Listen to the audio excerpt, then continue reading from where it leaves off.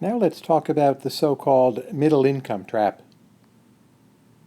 The so-called middle income trap refers to the fact that a lot of countries reach a particular standard of living, broadly called middle income, but then they don't break through to being fully developed, fully wealthy countries.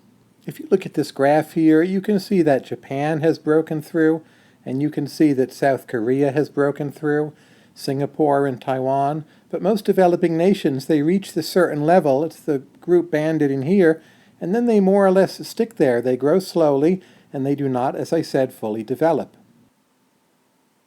There's a paper by Barry Eichengreen and two co-authors that runs some specific numbers, and what they find is that by the time countries get to the general range of $17,000 a year income per capita, that their growth rate on average is falling from 5.6% to 2.1%, which is a pretty steep tumble.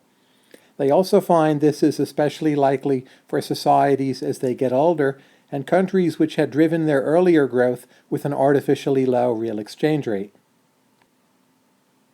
I don't think we have a good scientific understanding of the middle income trap, but there are a number of plausible hypotheses for what exactly goes wrong. One possibility is simply as the country becomes wealthier, its wages go up and it can no longer compete as simply being a place with a lot of cheap labor. There's also the possibility that labor migration runs dry, so a lot of countries generate a lot of economic growth just by sending people from the quite unproductive countryside to relatively productive cities. It's simply a transfer of human resources, but this transfer cannot go on forever. It's harder to take people in cities and make them much more productive than it is to simply ship people from the countryside to the city. It's also the case that in these countries the demographics may slow, more people get older and there are fewer energetic young people entering the labor force. Very important is that it may be hard for countries to keep on moving up the value chain. So for instance, Mexico has gone successfully from just growing tomatoes to growing tomatoes and producing automobiles. But it would be much harder for Mexico to become the next innovator, say producing the next Google or the next Facebook, or inventing the design for the next iPhone. In general, economic growth, as you get wealthier, it depends increasingly on innovation, and innovation is much harder than simply copying what already developed countries do, but at lower wage levels. For all these reasons, and possibly more, this may be motivating the so-called middle income trap. The United States is one country which is continuing to grow. It may not be growing at its previous peak rates, but it is growing somewhat and innovating somewhat nonetheless.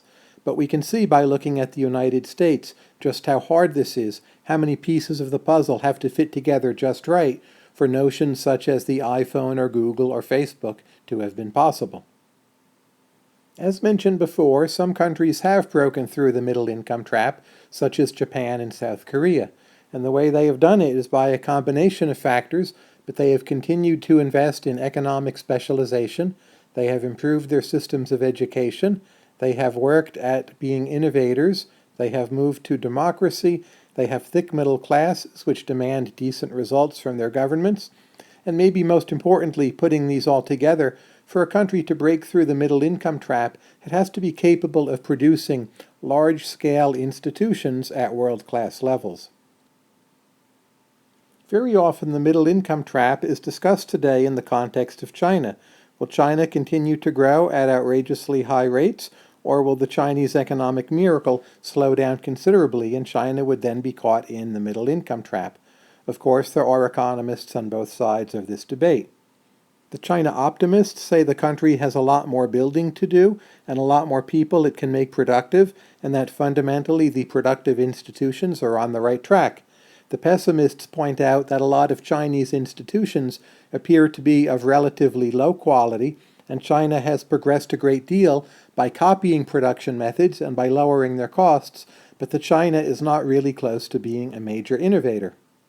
And if we refer back to the Barry Eichengreen paper, it seems China does very much have two features which characterize those countries which tend to get stuck in middle-income traps, namely slowing demographics and having been a country which relied in the past on an artificially low real exchange rate for growth.